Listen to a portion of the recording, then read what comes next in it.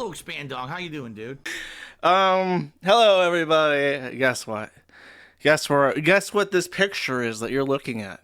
That is indeed, chat, the Capitol building of the United States of America, my country. I had a horrific return flight. I lost my luggage. Let me clarify. The airline lost my luggage. So I had to take. I was going to spend one day in D.C. and I had to extend it multiple times because I lost the airline lost my luggage. I got there. I had to take the metro to my fucking hotel. I had to take the metro to the airport. I sat in the airport for 4 hours waiting for my fucking luggage to come out because they said I got a notification saying that the luggage arrived, but I had to wait 4 fucking hours for somebody from the airline to actually roll it out to me past the international like security area. Then in that time, I was waiting on. I was surrounded by thousands of Indians. I've seen in my entire life up until that day, maybe a dozen Indians.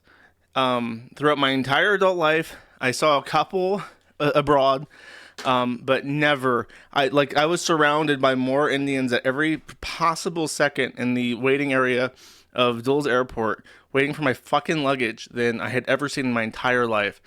I get my luggage, I return by the metro with my suitcase, and then the next day, I am so sick I cannot move. I am like in a state of delirium. I'm passing out. I'm awake for maybe 4 hours the entire day. One of the sickest days I've ever been in my entire life. And I blame the Indians, of course, because they have the poo flu. So I had to extend my hotel by a day just so that I could, which was expensive because it was in fucking DC. So I extended it by a day because I needed to wait for my luggage. Then I had to extend it by 2 more days so that I could recover and actually drive myself. So honestly, the worst trip I've ever had, ever. But before I got sick, I did notice, as I was pondering my bad fortune, that indeed it was a full moon, or either like a day before or after a full moon. I didn't actually check. So I took my camera that I had bought for my trip, and I crawled around the streets of DC to try and get this shot, and I did indeed take this picture. So very interesting travel experience. And then, of course, as I'm recovering, I'm actually still sick, so if I mute myself randomly, it's because I'm coofing off screen. I decided I can finally get a fucking banana pepper. So I went to a Subway in Virginia, and I ordered my usual. Now, what I get is a foot-long spicy Italian on Italian herbs and cheese with provolone cheese, and I like spinach, red olives, a lot of banana peppers, chipotle, Southwest salt and pepper. It's a very specific order. Now, first thing I discovered, Subway has deleted their entire menu, and nobody knows what the fuck a spicy Italian is. I think it's called like an Italian hot shot Italiano now. First disappointment. Second disappointment. The women behind the counter, one was Mexican and barely spoke English and spoke Spanish. The other was Indian and did not speak English and did not also speak Spanish. So me trying to communicate what the fuck I want on my goddamn sandwich is literally a 10-minute ordeal in the world's longest fucking line. And then I'm paying $20 for a sandwich, and I go to check out, and the thing asks me for a 25% tip. What the fuck has happened? Has the world gone mad? Why is my spicy Italian called a hot shot Italiano? Why is it made by an Indian? Why is it $20? And why is there a fucking button for a 35% tip on a Subway checkout app? You've lost it. You've lost it. The country is fucking nuts. So, there's a lot to actually go over.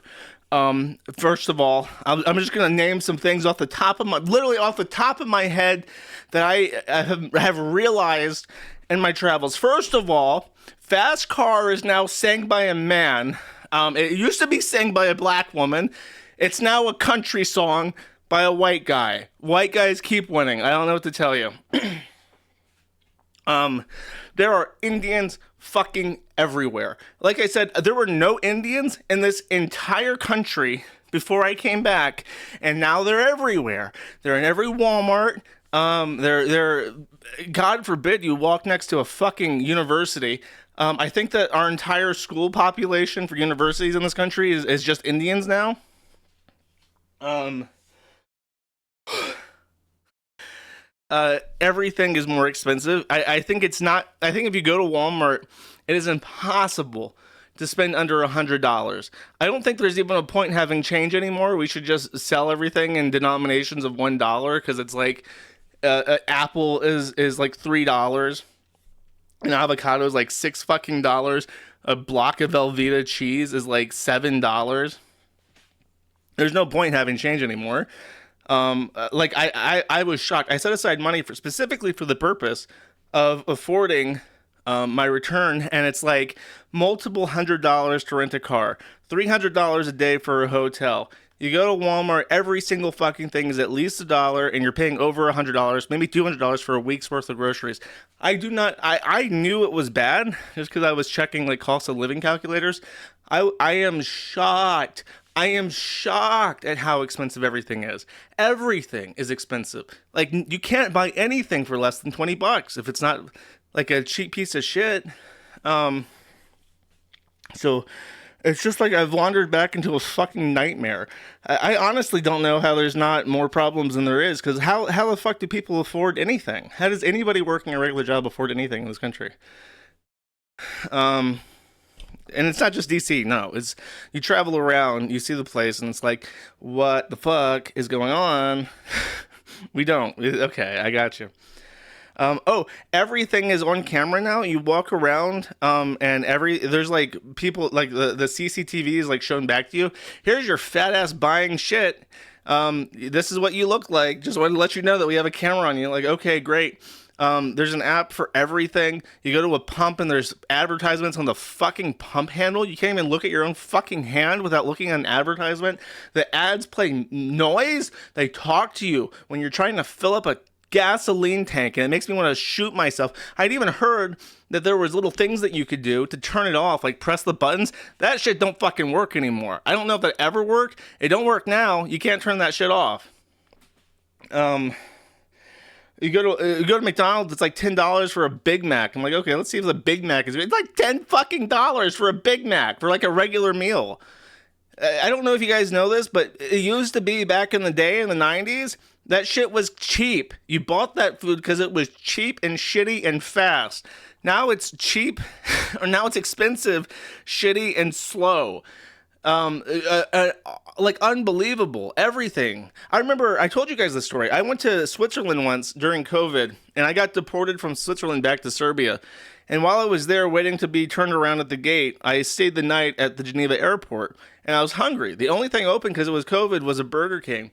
I paid 23 Swiss francs for a number one, just a regular Burger King Royale with cheese and a drink and a medium fry. And it was 23 Swiss francs, which is like $25 or more. And that's just like everything. I remember being appalled. Like, this is the most expensive burger I've ever paid for in my entire life, including like fancy restaurants. And that's like you go to Burger King in the U.S. It's like that's just mildly expensive. That's just buying a burger in D.C. If you're in a city, it's just going to cost that much now. So that's crazy. Um, I will say this, and I have always made fun of DC, rightly so, because it deserves to be made fun of. Everybody in DC is just so nice. There was a cat. I took a picture of a cat because this cat came out and he had like a little bib on. And I thought that's cute. So I took a picture of my cell phone, and there was a guy standing right there, and he was a white dude, and he was a Capitol Hill police officer. He worked for the directly for the Capitol building. And he just struck up a conversation with me about DC, and I was a tourist. I was like chatting me for like 15 minutes, and gave me the story of that street that he was stationed on, and the history of the cat. He's been working for 25 years, just stationed as like a door guard in the district. And I don't know, everybody I spoke to in DC was very nice. But I don't know. So that I mean that stayed the same. Americans are still super friendly. It's a very I think that Americans who don't travel don't really understand, but the United States is a uniquely friendly place, even in big cities, even in um, areas that you wouldn't consider to be friendly. Um, the district in particular is an extremely weird place. I went over the weekend, and it's like in December, so Congress isn't even in session, and it's just a very quiet, super clean, and it's very eerie because it's like you're surrounded by all this enormous infrastructure, these huge roads, these monumental buildings, and it's just the quietest place ever. It kind of makes your skin crawl. It's so eerie. It's like the rapture happened or something. Not that the rapture would take everybody out of DC, but you know what I mean. It was just ominously quiet. Do I feel homesick? No. I don't know what it is about my condition, but I've never felt at home anywhere, and I don't really get homesick. So traveling around, I've always felt not at home everywhere I go, whether it be Florida or the Philippines or Ukraine. You know what I mean? I've never felt particularly at home anywhere. Um, though I will say that the craziest thing from going from being a full time abroad person to being back in the U.S. is knowing that I can talk to anybody. This is an indescribable sensation that I cannot adequately convey. But I have been in a situation where I cannot reliably communicate complex ideas to anybody around me at any time with any level of certainty. Now, I can basically go up to anybody, and there's a 90% chance I can talk to them and we both understand each other. And that is really weird, to the point where I have difficulty sometimes remembering not to say things in foreign languages. Like if I hold the door, somebody holds the door open for me or does something and I want to say thank you. My instinct is to say spasibo. Like still. So I have to like uncondition myself to stop using the very few. I would speak rudimentary Russian in Serbia because many people there speak Russian more than they speak English. So I have to like unlearn doing that because I can just say thank you in English and people can understand what the fuck I'm saying. So um, I'm not pulling the cat picture off my phone. Sorry, you can. I'm not doing it. I don't want to show exactly where it was. Let's see. Anything else? I actually had a list of things I was going to complain about, but I don't know where that list is. to show how to show how awesome and organized I am. I will say this: I was completely right. American electrical outlets absolutely fucking suck. The I think they're called Stukas in Europe, and they are the double prong 240-volt outlets that are standard. The outlets will plug into those, and they will stay plugged into them, and they do not fall out. American outlets are two shitty hot wires that fall halfway out the fucking outlet. You have non-standard sizes. They don't adhere at all. It's a complete fucking nightmare. I know it's a weird thing to complain about, but switching over from a plug that like reliably works all the time and fits snugly into the outlet and never falls out to these giant blocks that are stuck into a wall with two shitty prongs that just fall halfway out continuously, exposing like the hot and cold wires. It's a it's horrible. It's a horrible standard. um, the cheese section. Holy fuck, was I right? What I will. You know what? Oh man, I will take the time out of my day to find this picture. I have checked a couple stores, and yes, I was completely right. The cheese in this country is appalling. It sucks. The options suck, with one exception. I went to the Whole Foods in the district, and the cheese section in the Whole Foods of the District of Columbia is beautiful. I don't know if there's a word for this, like a trophy room of like it when an empire goes out and conquers and brings back foreign things as like symbols of its glory and conquest. The District of Columbia's Whole Foods cheese section is basically our Museum of London of foreign cheeses. It's truly the most magnificent building in the district. Highly recommended. Very nice store. Very good cheese. Uh, There's like 900 Whole Foods around. It's right next to the Capitol building. It's in walking distance of the Capitol building, and it's got cheese. It's got whole ass wheels of cheese that you can buy. really good, really nice.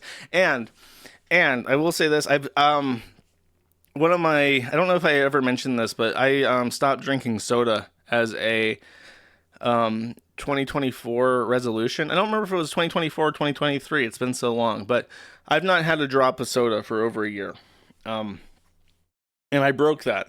I broke that because I came back to the United States after, and I haven't had any Coke, any Mountain Dew, any Fanta, nothing like that. The only thing that comes close is like energy drinks, but I don't really count that because I was drinking like 2 to 6 liters of diet soda every day, and I had since I was like 11 years old.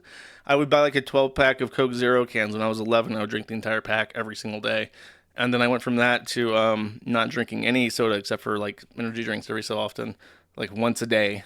Um, I broke my sobriety with Coke Zero, or soda in particular, because when I was in the Whole Foods, whenever I visited like an organic store in the U.S., I always bought this Virgil's root beer that has like Splenda in it, and it's one of my favorite drinks. But it's one of those things that I only buy on odd occasions when I visit a Whole Foods. So I got a Virgil's, and I broke my clean streak with soda. I've been back on it, but I got a little 4 pack of Virgil's root beer, and I dearly missed it. It's truly a great beverage.